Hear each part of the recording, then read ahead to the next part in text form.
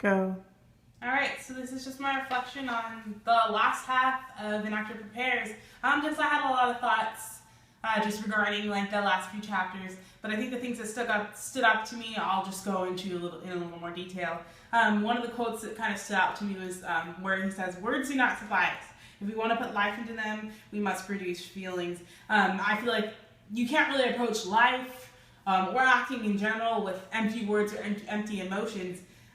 Your goal should not only be to memorize, at least when you're thinking in terms of like acting, but to connect with fellow characters in the audience, because when you connect with somebody, you feel like they feel, you're moved like they're moved, and it just brings so much more of the story out. Another big thing that the book talks about is what you've been mentioning a lot. Just don't play the audience.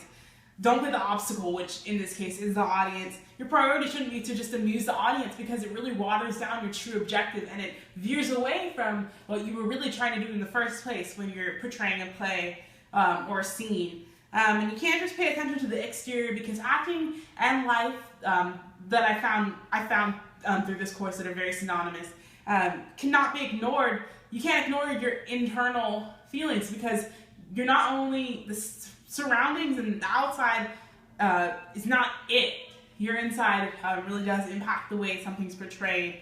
Acting is open interpretation, and so that as this is all art, and that's what makes it beautiful and just reminiscent of life in general. And I think the last thing I wanted to touch on was you just shouldn't get fixated on one thing, because you miss out on important details and you just miss out on the grand picture.